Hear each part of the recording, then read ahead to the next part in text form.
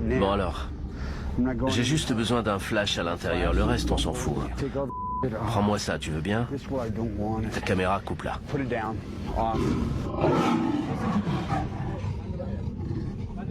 S'il vous plaît. Il est là parce que c'est un tueur d'hommes. Bon, tu es prêt? Ouais.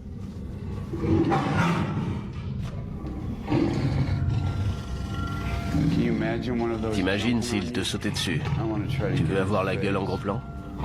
En Inde, quand les léopards se mettent à tuer des humains, ils sont mis derrière les barreaux. Mais c'est peut-être aussi ce pays qui permettra de trouver une solution pour sauver ce merveilleux félin en danger. Oh, nom de Dieu, t'as vu ça?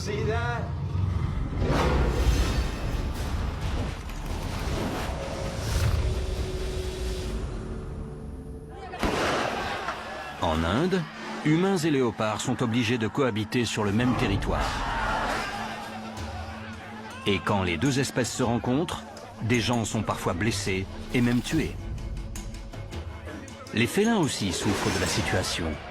Quand l'être humain veut le punir, ce superbe prédateur devient une proie aux abois. Les représailles meurtrières font des ravages. Et c'est pour cette raison que le léopard est le grand félin le plus persécuté au monde.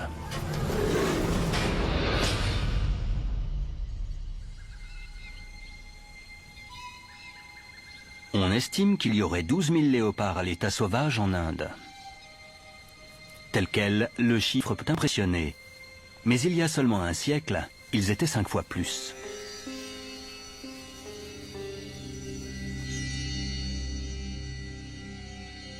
Le meilleur endroit où prendre la mesure du problème des léopards en Inde est aussi le plus inattendu. C'est la capitale financière du pays, Mumbai. Et c'est justement là que se trouve Steve Winter, un photojournaliste pour le magazine National Geographic. Bah alors? Les félins, c'est mon dada. D'habitude, je vais à leur rencontre au cœur des jungles de la planète, au milieu de nulle part. Cette fois, je suis à Mumbai, une des métropoles les plus densément peuplées au monde.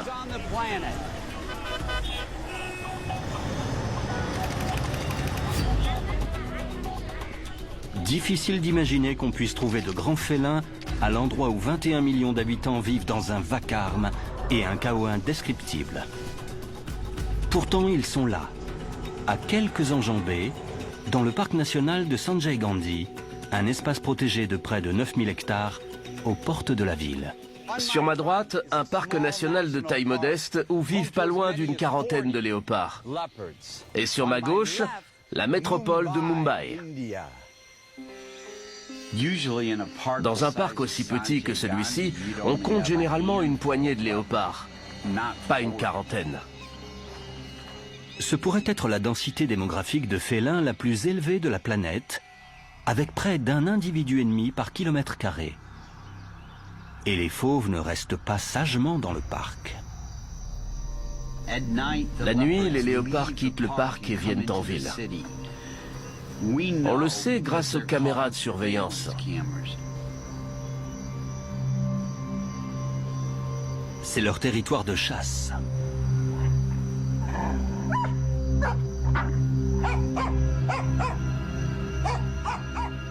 Léopards et humains sont trop nombreux pour que la cohabitation soit toujours pacifique. Depuis l'an 2000, on y a dénombré plus d'une centaine d'attaques sur l'homme. Et plus de 35 léopards sont morts, victimes de la circulation. C'est ce qui amène Steve ici. Il veut enquêter et rapporter des images de ce qui arrive quand humains et félins partagent le même espace vital. Je serais curieux de savoir comment elle peut affirmer que c'était un léopard. Steve veut comprendre ce qui déclenche les attaques et ce qu'on peut faire pour les éviter. Juste une photo. Il veut surtout montrer au monde entier que le meilleur moyen de sauver cette espèce, c'est peut-être d'apprendre à vivre avec elle. Je veux que mes images montrent des léopards qui vivent avec l'homme et des hommes qui vivent avec le léopard. Je veux des images chocs, quelque chose qui poussera les gens à s'interroger et à se demander comment c'est possible. Steve cherche l'endroit idéal, alors il se rend à la frontière où le monde des humains et celui des léopards communiquent. Je me trouve à la bordure est du parc de Sanjay Gandhi. Je suis au milieu de la verdure et des arbres. Mais comme souvent avec les parcs urbains, il suffit de tourner la tête pour voir que la ville n'est qu'un jet de pierre. Je cherche une zone ouverte, un endroit dégagé, où on voit clairement que l'habitat des léopards chevauche celui des humains. Les léopards sont connus pour arpenter ce sentier qui longe le parc national à quelques dizaines de mètres de l'agglomération. Oui, les léopards passent fréquemment dans ce secteur. Nos caméras les ont filmés. Steve collabore avec un biologiste de Mumbai, Krishna Tiwari. Ce dernier utilise des caméras infrarouges dans le but d'effectuer un comptage précis des félins au pelage tacheté qui peuplent le parc national. Un des individus à l'image est le mâle dominant du secteur, un gaillard répondant au nom de code LM4. Steve lui a donné le sobriquet de Big Daddy. L'animal emprunte régulièrement ce sentier. Pour cette mission en terres indiennes, Steve fera équipe avec Bertie Gregory, un caméraman animalier. Pour donner une idée plus précise de la proximité entre le sentier des félins et la ville, Bertie prend de la hauteur. Je prépare mon petit quadrimoteur pour suivre Steve depuis les airs. Grâce à la vue en plongée, on aura une super mise en contexte de la frontière entre le parc et la ville.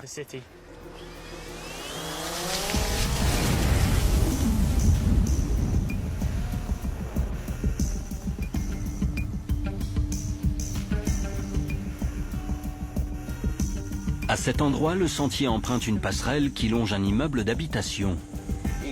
C'est hallucinant. J'ai une zone bien dégagée de part et d'autre. Ici, je peux capturer l'habitat des léopards et celui des gens de Mumbai ensemble, dans un seul cadre. J'ai trouvé. Dans ce quartier, les résidents sont habitués à voir des léopards et nombre d'entre eux se réjouissent de sa présence. Là, vous voyez, les bambous? Ouais. J'ai juste pointé ma torche dans cette direction et il était là, assis en train de nous regarder. Vraiment. Il nous observait. Et qu'est-ce que ça te fait de vivre à côté des léopards? C'est trop cool. Ouais, La nuit, je laisse les fenêtres ouvertes. d'accord. Et comme vous pouvez le voir, j'ai une vue imprenable. Ouais. Si un léopard traverse, c'est l'idéal. La première fois, j'en suis resté bouche bée. J'étais dans tous mes états. Il est passé au moment où vous étiez là? Oui, je l'ai vu en bas. C'est formidable, ça. Où est-ce qu'une telle chose est possible ailleurs? Cet endroit est unique. Vous habitez ici, les léopards là-bas. Moi, je trouve ça génial. On est voisins. Oui, vous êtes voisins. Je dois admettre que je suis assez surpris. En règle générale, je rencontre des gens qui soit s'en fichent, soit réagissent de manière très négative au fait de vivre auprès d'un grand prédateur comme le léopard. Mais les gens qui vivent derrière moi trouvent ça génial. Cette passerelle qu'empruntent les félins longe l'immeuble et enjambe un caniveau. C'est un raccourci idéal pour accéder à la ville. Pour Steve, c'est le meilleur emplacement pour découvrir quand et comment ces prédateurs rejoignent les rues. La configuration des lieux lui permettra de rendre parfaitement compte de la situation unique de Mumbai. C'est un jeu de patience à partir de maintenant. Je sais comment éclairer le passage. J'ai déjà en tête la composition de mon cadre. Je veux fixer mon appareil sur cette branche et m'aligner sur le bord de la passerelle pour être pile au niveau du regard d'un léopard. Au boulot. Le léopard craint la présence humaine. Steve devra opérer à distance. Il va placer son appareil à l'endroit où il le souhaite, mais ce sera le félin qui déclenchera la prise de vue en passant devant un capteur de mouvement. Un des appareils sera installé au sommet d'une vigie bâtie avec les moyens du bord. Ils en ont pour 3 heures à fabriquer la plateforme. C'est comme ça qu'on fait ici dans le bâtiment. En Inde et dans tout un tas d'endroits dans le monde, on utilise des échafaudages en bambou. Mes projecteurs seront dans ces arbres. Donnez-lui. Vous êtes fous. Les léopards passent ici durant la nuit, alors le système de déclenchement devra activer l'appareil et les projecteurs. Celui-ci va là. Tout repose sur un simple faisceau à infrarouge. Il ne faudrait pas que la tête passe sous le rayon. Alors pour éviter ça, on s'aligne au niveau des pattes. Comme ça, il sera forcément dans le champ. Un signal sans fil dira alors à l'appareil de s'allumer pour prendre les photos. Ce que je veux, c'est qu'on voit d'abord un cadre vide, puis l'animal qui passe dans le champ. À genoux. S'il ne devait en choisir qu'un, Steve aimerait surtout pouvoir immortaliser le passage de Big Daddy. Les caméras de surveillance ont confirmé qu'on se trouvait bien sur une partie de son territoire, et je veux le mâle dominant des environs. Ça m'intéresse moins d'avoir des images d'un félin de passage.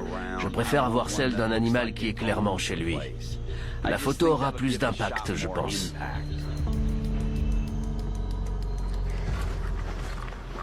Steve s'y connaît en images insolites. En 2012, grâce à un dispositif similaire, il a pris en photo un cougar avec les célèbres lettres de Hollywood en arrière-plan. L'animal a été baptisé P22.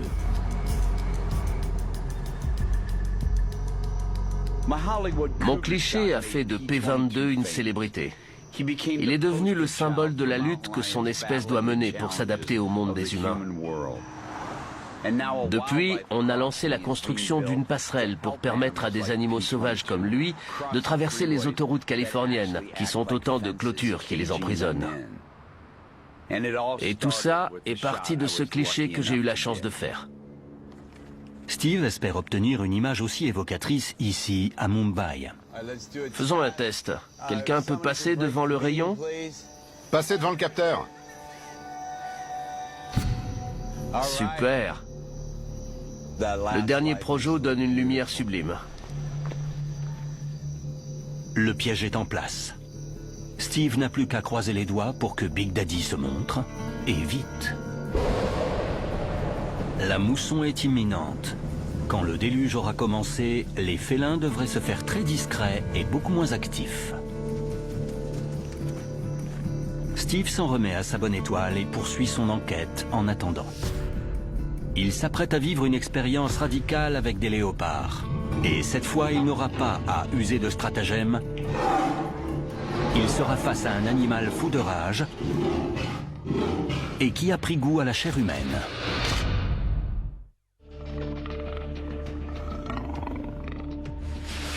Le conflit entre humains et léopards en Inde n'est qu'un des nombreux exemples d'un phénomène plus global. Partout, l'humanité croît en nombre et grignote de plus en plus l'habitat naturel de la faune sauvage. Va-t'en, saleté! Gérer les problèmes n'est pas forcément facile.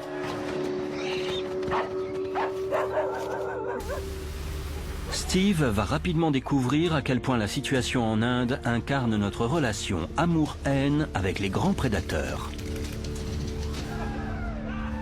Nous les craignons tout autant que nous les admirons. Ici, certains vont jusqu'à les vénérer. On est au cœur du parc pour visiter un temple tribal. Un temple dédié à un dieu léopard. Le léopard est leur animal totem. À leurs yeux, c'est une créature protectrice. Ils ne le considèrent pas comme une menace. Des gens risquent leur vie pour sauver ces fauves. Dans les zones rurales, on trouve des multitudes de puits agricoles. Autant de pièges pour les félins trop confiants. Mais quand la population grogne, les autorités locales sont, pour ainsi dire, forcées de les déplacer. En 2002, l'Office des forêts a lancé une vaste campagne de capture de léopards qui s'approchait trop des populations. Les animaux ont tous été relâchés dans le parc national qui borde Mumbai, le Sanjay Gandhi, où Steve est justement venu enquêter.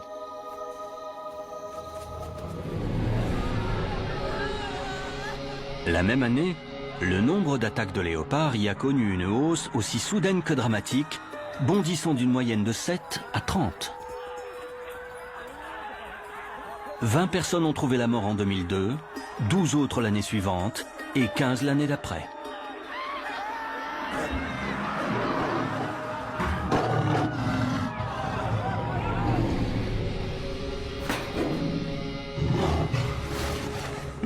C'est absurde de relâcher un félin sur un territoire déjà contrôlé par un de ses congénères.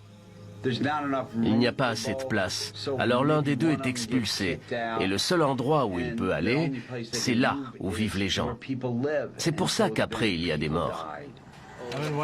Une fois, le léopard les a suivis.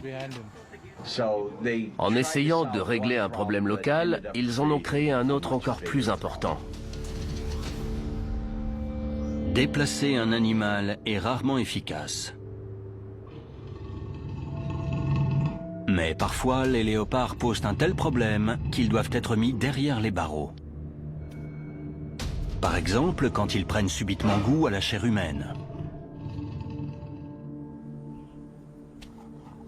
Il faut se poser la question, qu'est-ce qu'on voudrait faire de ce léopard?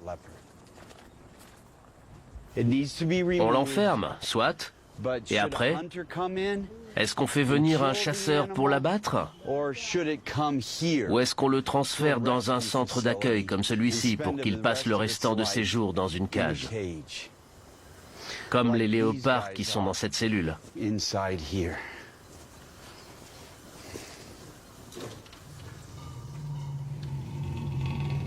Vaste question, hein? Et on doit y répondre de toute urgence. Aucune réponse n'est parfaite. Ces centres d'accueil sont loin d'être tous idylliques. Ce mâle imposant y est enfermé. Il a tué au moins 3 personnes. C'est un mangeur d'hommes.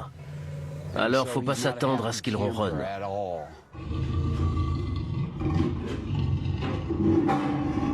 Tout doux. Il a vraiment les boules. Oh, nom de Dieu. T'as vu ça un peu?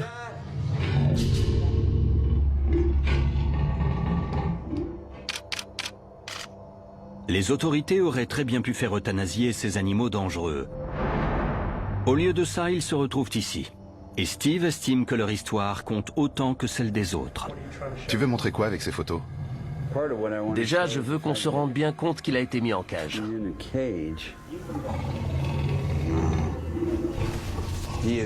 Sacré mastard. T'as vu ses pattes? Celui-là, c'est un très gros matou. Ce léopard a perdu ses canines. Sans elles, il ne peut plus chasser ses proies de prédilection. C'est peut-être une des raisons qui l'ont poussé à s'attaquer à des proies humaines. Les fauves mangeurs d'hommes ne représentent qu'un faible pourcentage des conflits répertoriés. Tous les animaux en cage ici n'ont pas forcément dévoré un être humain. Ce jeune mâle a été pris par hasard dans un piège destiné à du gros gibier. Coupe le flash. Steve y voit une autre facette du conflit entre l'homme et le léopard. Bon Dieu. Les pièges ne font pas de discrimination. Ils n'attrapent pas seulement l'animal que vous voulez, mais tout ce qui s'en approche trop. Amputé de 2 orteils, l'animal est arrivé au centre pour guérir. Il n'en est jamais reparti. S'il a fini dans un piège, c'est parce que son univers chevauchait le nôtre. À présent, il est condamné à perpétuité. Dans l'enclos extérieur, cette jeune femelle est arrivée bébé il y a 2 ans. Son histoire symbolise également la souffrance des léopards qui croisent l'être humain par mégarde. La marque blanche sur son front, c'est une cicatrice. Les gens l'ont vu débarquer dans leur village et l'ont lapidé. Hystérie collective typique. Quelqu'un crie à mort et la foule apeurée suit sans réfléchir. Ces animaux ont tous une trajectoire unique. Si je suis ici, c'est pour montrer ce que vit leur espèce dans son rapport conflictuel avec la nôtre, mais aussi pour raconter l'histoire individuelle de chacun de ces fauves. Elle va poursuivre son existence ici, derrière un grillage. Je veux attirer l'attention des gens sur le fait que le léopard est en danger. Je suis intimement convaincu qu'on doit apprendre à vivre avec eux. Et je veux montrer que Mumbai peut être la ville pionnière de cette cohabitation pacifique. D'où l'importance de la photo que Steve souhaite prendre. Il retourne sur les lieux pour voir si la chance lui a souri. Il va avoir une nouvelle confirmation que les clichés qu'il convoite sont difficiles à obtenir. Qu'est-ce qu'on a de beau?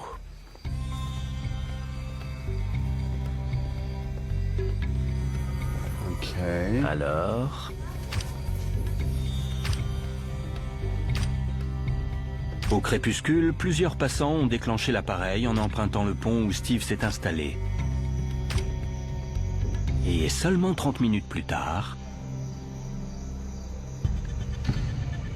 Un problème technique. Le capteur de mouvement a bien allumé l'appareil, mais il a éteint les projecteurs. Il y a comme un souci.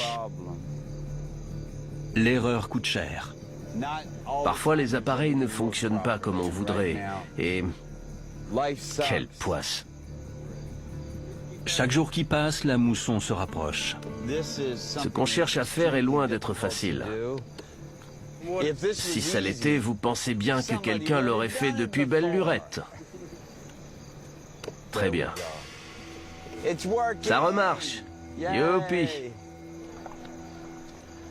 Le dispositif fonctionne.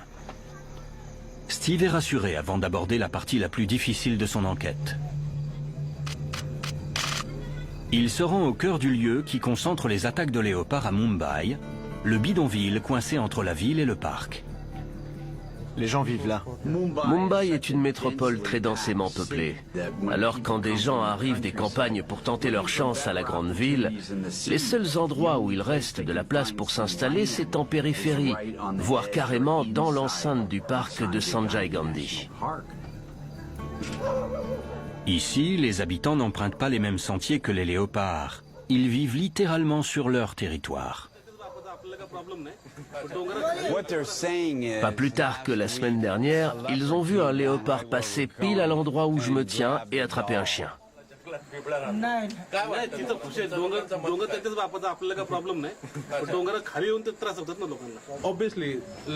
La forêt appartient aux léopards. Ils le savent et l'acceptent. Mais quand un animal vient ici et tue un enfant, une femme ou un homme, c'est là que ça crée des problèmes.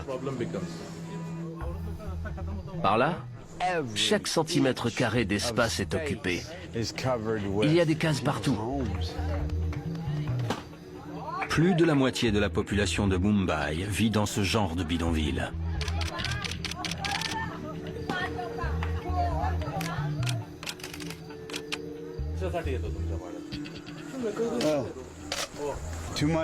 Il y a 2 mois, un léopard est passé dans le coin. Il pourchassait un chat, figurez-vous. Il avait un petit creux. Malheureusement, les léopards ne se limitent pas aux animaux domestiques. Certaines habitations se trouvent à l'intérieur du parc national. Quand près de 40 léopards se partagent un territoire moins vaste que Paris, les problèmes de voisinage sont inévitables. On se trouve à moins de 100 mètres de la dernière maison du bidonville, en plein dans le parc.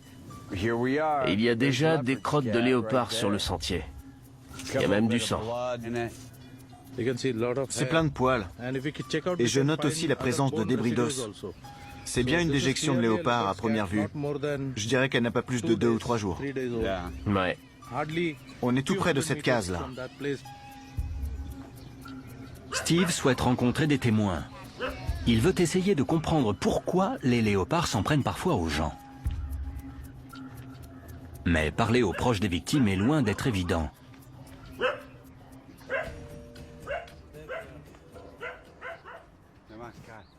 Barty Mazet vit dans une case au sein du parc national. Comme beaucoup de gens ici, elle a l'électricité et même la télévision, mais pas de toilette. Elle a perdu sa fille de 4 ans. La petite était sortie pour un besoin urgent accompagnée de sa grand-mère. Ouais. Il était 6h30 du matin. Ouais. Le léopard s'est emparé de la petite et a disparu dans la forêt. Ça a pris du temps, mais on a pu retrouver son corps. Ouais. Le léopard l'a tué? Ouais.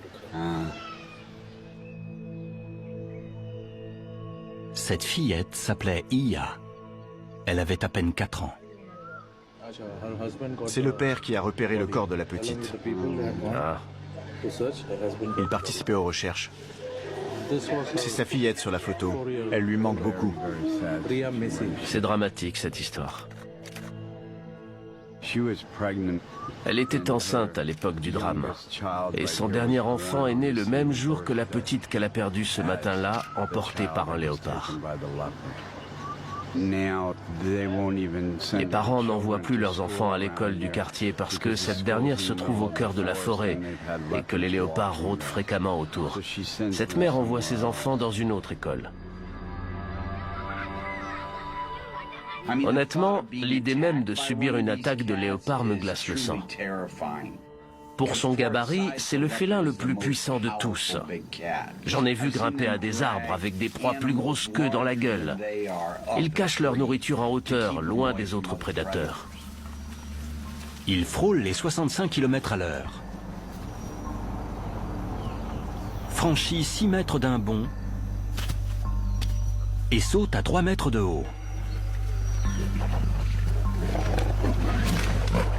Contre un tel prédateur, un être humain fait rarement le poids.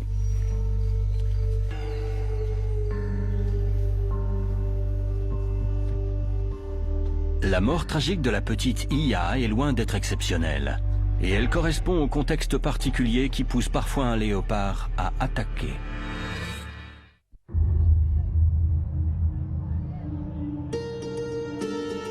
Quelque chose incite les léopards à venir chasser dans les rues de Mumbai, la capitale économique indienne.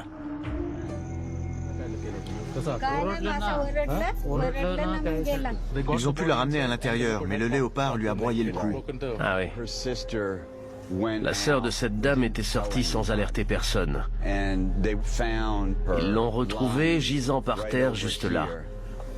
Il y avait 2 léopards autour d'elle. Comme la petite Iya et tant d'autres, Sita Pajay a été attaquée alors qu'elle était sortie pour faire ses besoins. Un léopard a tué le frère de son mari. Et 15 jours après, un monsieur d'une 60aine d'années a été tué lui aussi. Quand on les analyse, ces attaques ont tout un point commun susceptible d'expliquer pourquoi les humains sont parfois pris pour cible par les fauves du parc.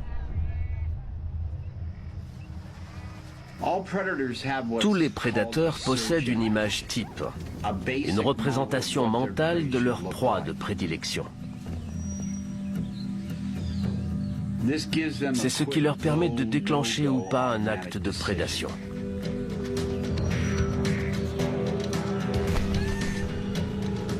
Dans la nature, le prédateur ne peut se payer le luxe de tergiverser. S'il veut survivre, il doit décider d'instinct s'il attaque ou pas.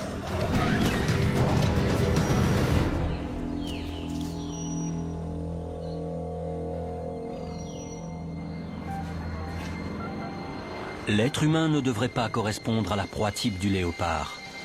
Nous marchons debout et nos yeux se trouvent sur le devant de notre visage. Difficile de nous confondre avec un cervidé ou un cochon sauvage. Notre posture, et surtout notre taille, devrait dissuader le prédateur. Sauf lorsqu'il s'agit d'un enfant ou d'un adulte accroupi pour faire ses besoins. En d'autres termes, le léopard n'attaque pas l'homme parce qu'il fait partie de ses proies. Mais simplement parce qu'il nous confond avec l'une d'elles. La principale cause des conflits entre humains et léopards vient de l'absence de toilettes chez ces gens. Tout le monde va faire ses besoins dans la forêt ici.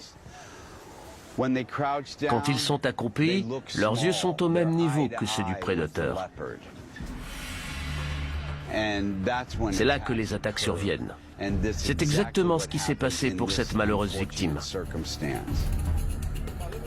La solution au problème semble assez évidente. En bas, ce sont des douches. Oui, c'est ça. Et en haut, ce sont les toilettes, en plein dans le parc.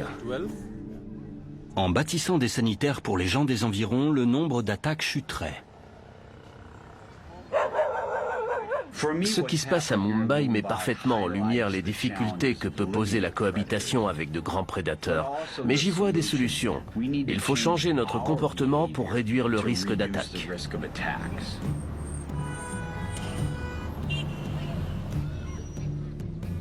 Si les stimuli disparaissent, les félins retourneront plus naturellement vers leur proie de prédilection. Or, ces dernières ne manquent pas dans le parc de Sanjay Gandhi. Mais la plus importante d'entre elles est un cervidé, et les hardes de Chital se concentrent au cœur du parc. Pour les léopards aux franges du sanctuaire, la ville est devenue un terrain de chasse très tentant. Car les rues de Mumbai regorgent d'animaux correspondant parfaitement au type de proie que ce grand prédateur chasse habituellement. Dans la nature, les félins ciblent des proies très spécifiques. Les lions s'attaquent à des buffles massifs. Les tigres n'hésitent pas à s'en prendre à un gore, qu'on surnomme le bison d'Asie et qui peut peser 5 fois leur poids. Les léopards sont plus petits, mais plus diversifiés. En Inde, ils privilégient le chital, ou le cochon sauvage. Le problème, c'est que ces proies sauvages et nos animaux domestiques ont des gabarits similaires. Quand les ressources naturelles se font rares, les léopards viennent chasser dans les rues. C'est en partie pourquoi ces félins parviennent à vivre si près de nous. J'aimerais bien faire une photo d'un léopard passant ici, dans un sens ou dans l'autre, en quête de nourriture. À Mumbai, cochons et volailles ne sont pas les seules tentations comestibles qui incitent les léopards à rôder dans les rues mal éclairées. Non, la proie qu'ils viennent y chercher est encore plus surprenante.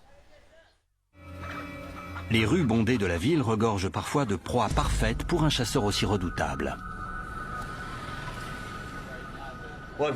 Il suffit de se promener en ville pour constater que des montagnes de détritus s'y amassent dans chaque recoin. Ce n'est pas ça que le léopard vient chercher. En revanche, ça attire des animaux dont il se nourrit. Les chiens notamment. Ils passent leur nuit à farfouiller dans les ordures. Alors les léopards viennent rôder dans les parages pour se mettre un toutou sous les crocs. Environ 100 000 chiens errants peupleraient les rues de Mumbai. Ils esquivent les voitures pour faire les poubelles.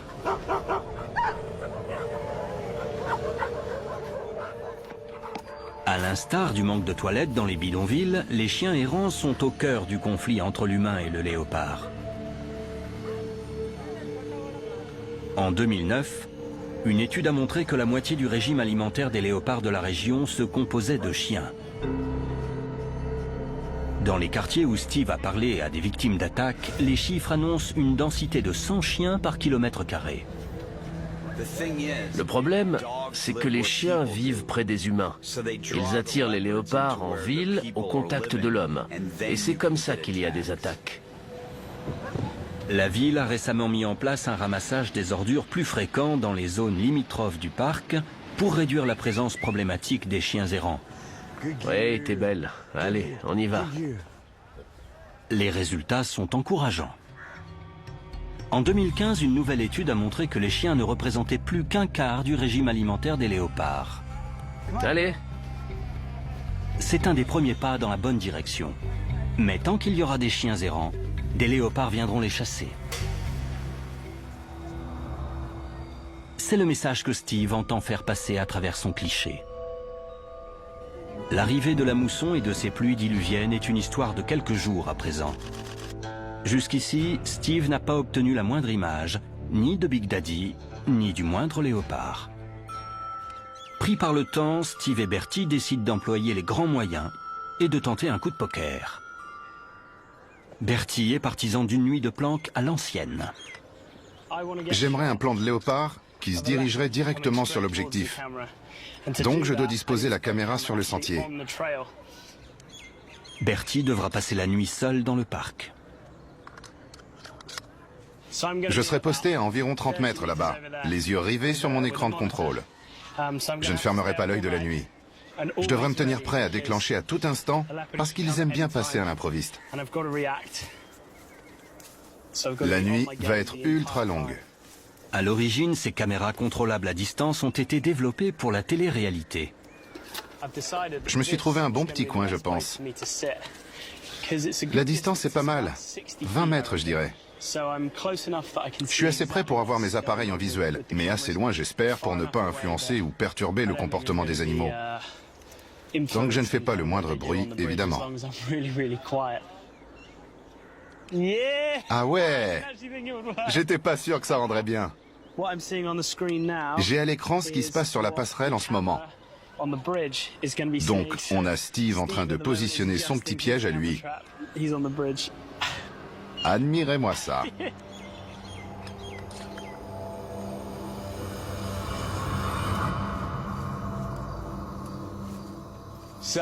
Bon, Bertie, bonne nuit et bonne chance. À demain matin, ou l'après-midi, je verrai. Éclate-toi bien. Bertie se retrouve tout seul dans une forêt où pullulent des léopards. Le moindre mouvement les effraie. J'aurais les boules de gaspiller 12 heures de planque. Et puis, je ne veux pas les perturber. Sans compter qu'en 3 bonds, un léopard aurait franchi les 20 mètres qui les séparent. Mais soudain, c'est l'averse. Ça sent mauvais. J'espère que la tente est bien étanche parce que sinon, c'est la cata. La grosse cata.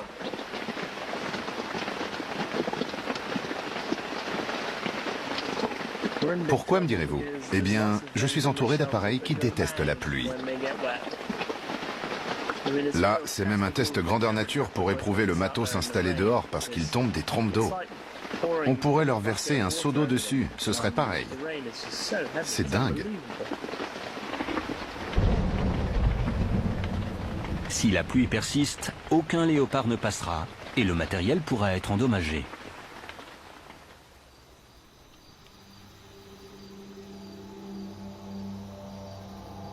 L'averse finit par se calmer.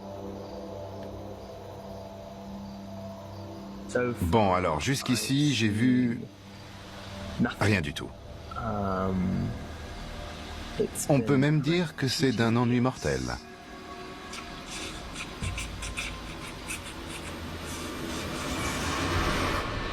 Soudain, Oh la vache!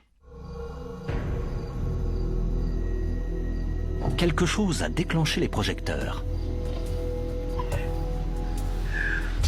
C'est Big Daddy. C'est le fameux mâle dominant tant espéré.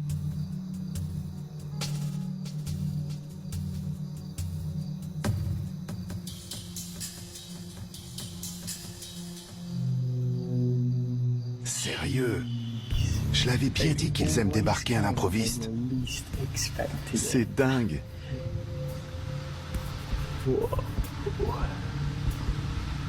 C'était l'alu, je vous dis pas. Vérifions que c'est dans la boîte.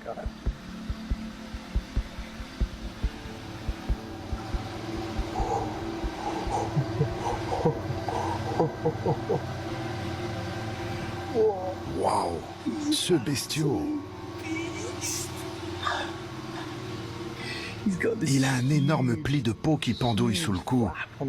C'est une caractéristique typique des très grands mâles dominants, des cadors. Big Daddy pèse aux alentours de 70 kilos. Il est capable de dévorer un chien errant tous les jours. Il était vraiment balèze. C'est un sacré morceau. Eh ouais, c'est bien un mâle. Pas de doute possible. Ma mise au point est nickel. C'est la cerise sur le gâteau, ça.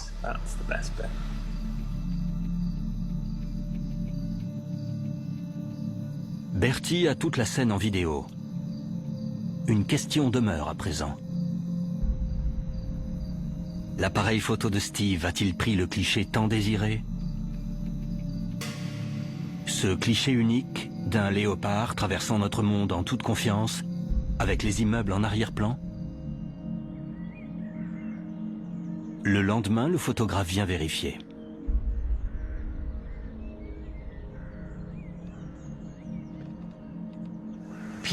Des gens, 3 badauds qui passent sur le pont, suivis d'un chien. 2 personnes qui passent et un chien qui court. Bon sang. On dirait bien que c'est notre pote Big Daddy.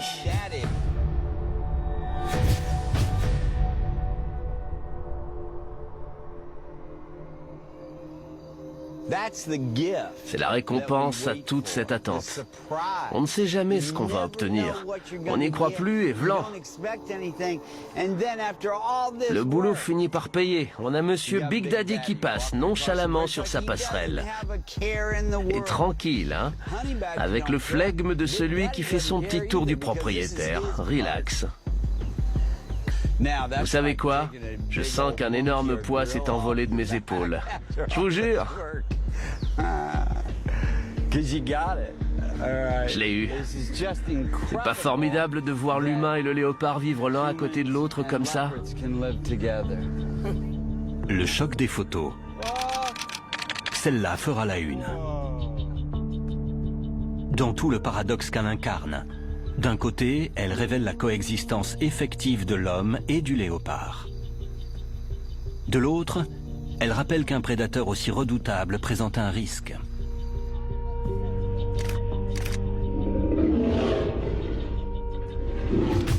Elle résume les défis qui se posent quand on veut protéger une espèce susceptible d'être une menace.